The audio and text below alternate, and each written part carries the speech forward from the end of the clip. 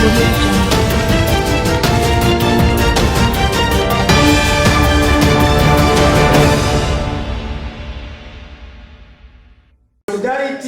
forever. Solidarity forever.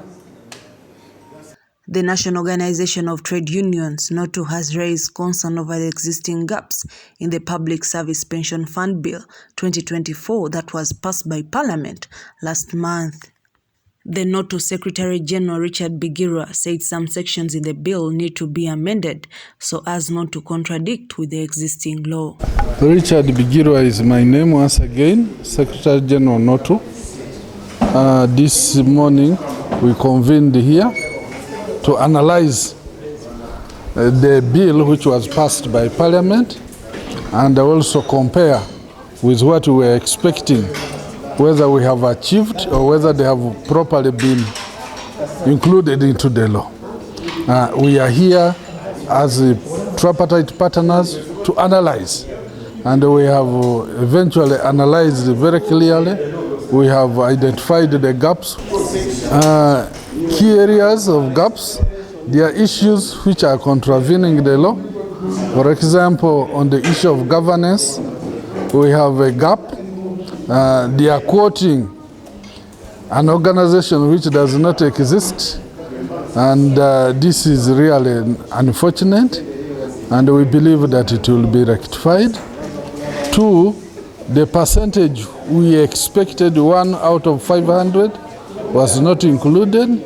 We believe this is a big gap. 3, we believe that the non-contributors have taken a lion's share on the governance, and yet we should act in the interest of the savers or the pensioners, and we believe this is a matter which government should look into.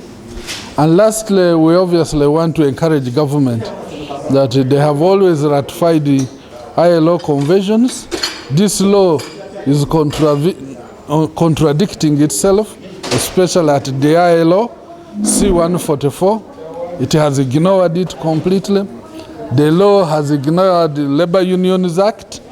You know, in the law, the National Center is the one which coordinates with government, and it is a link with government. But what we see here, they are going direct to our affiliates, which is not their role. We believe this is a matter they are contravening the Labor Unions Act, which themselves have put in place and assented to. Therefore, we want to urge you, government, and especially we want to request His Excellency that the few areas we have identified, we are going to put them formally in writing, and we shall ensure that we deliver this message to him. The law is returned to Parliament to include those areas. And we also want to urge Parliament, please, when you are reviewing the laws, look at other laws. You cannot make a law which is contravening another law. So the technical staff and other people, please help Parliament to do things which are right. This was during a social partners consultative meeting on the Public Service Pension Fund Bill 2024 held at Hotel Africana in Kampala to discuss national and international standards and practices on social protection. I believe the law is good, given the liability which government has, close to 22 trillion, and the faster we make this law, the better for the country. We embrace the change. We have no problem, we embrace it, but we need those few areas tackled.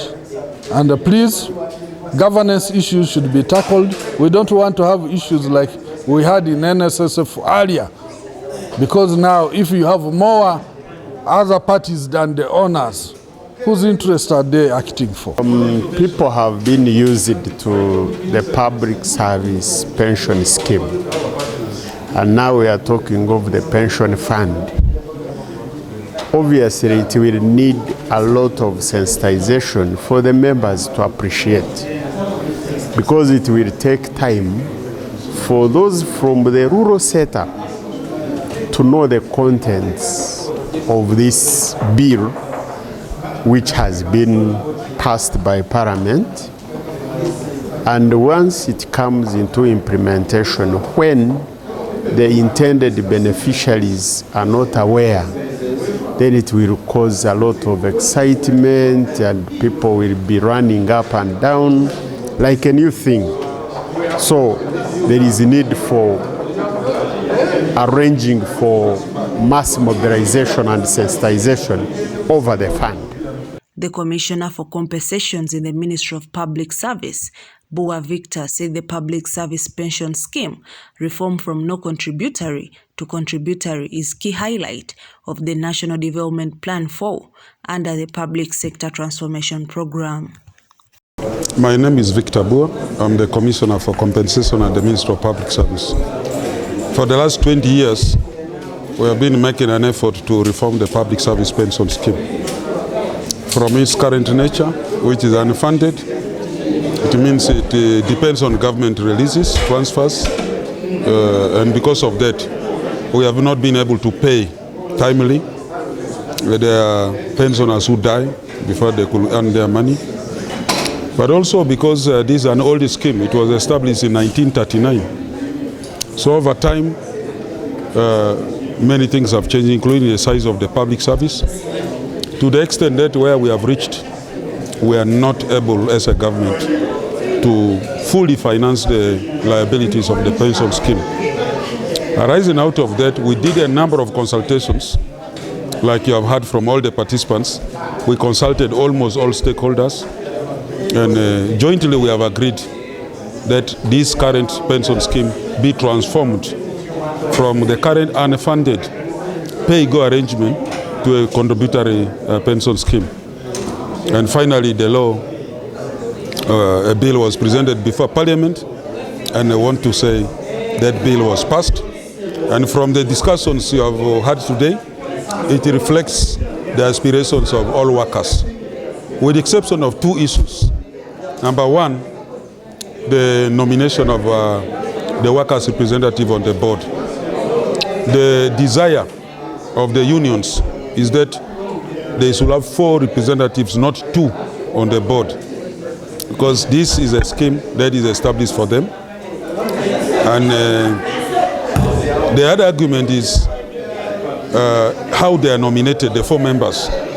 In the initial proposal, the 4 members were supposed to be nominated by the Center, which is the Public Service Negotiating and Consultative Council. The membership will come from those councils. It means the unions that represent the public service workers, but the body that will nominate from those groups will be the Center, which is NOTU and NOTU. But in the final approval by Parliament, they proposed a nomination by the Federation. And from our discussion you have had, the unions feel that word federation does not exist in the law. So these are things we are going to raise up. So basically 2 issues, the number of workers' representatives, and then how they should be nominated. Those are the other sticky issues. Otherwise, with this fund, we expect to change the retirement benefit sector for good. Timely payment of pension, good governance, running a sustainable retirement benefit arrangement, and making sure pensioners are paid the day they leave, because the money will be available since it is fully funded. And that is the reform I want to encourage everybody to support. We still have an opportunity to put in place regulations, and we promise to work with all stakeholders to once again come up with regulations that talk to their interest. The bill is to reform the public service pension system by providing for the establishment of a public service pension fund. When you look at it right now, you will realize that yes, it has good intentions, but the transition period must be well planned so that we don't see gaps like we have. We have the payment systems which are not stable and which change over time. Right now we are transiting from IPPS to HCM. So many workers are not being paid. And in this country, payment of arrears is something people don't want to hear.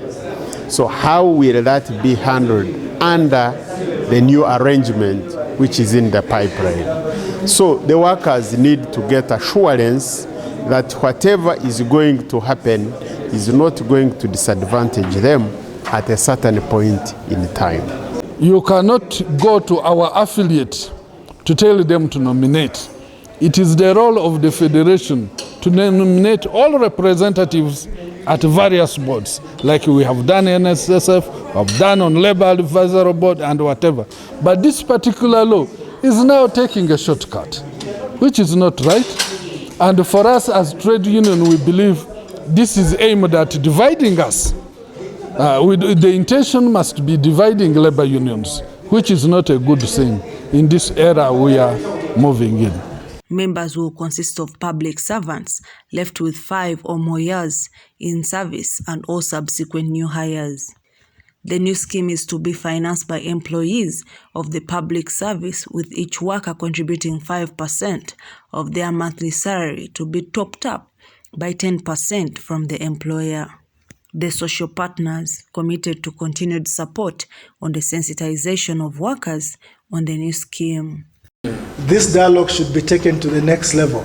It has not started today, and it should not end today.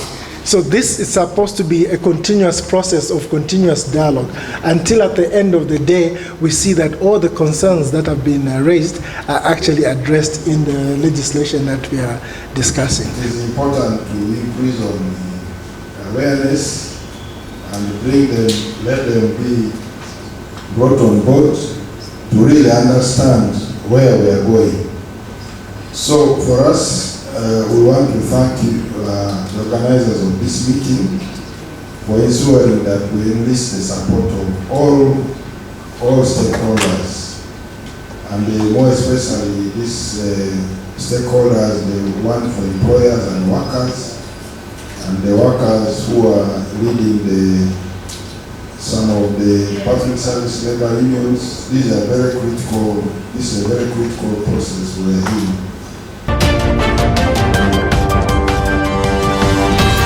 in.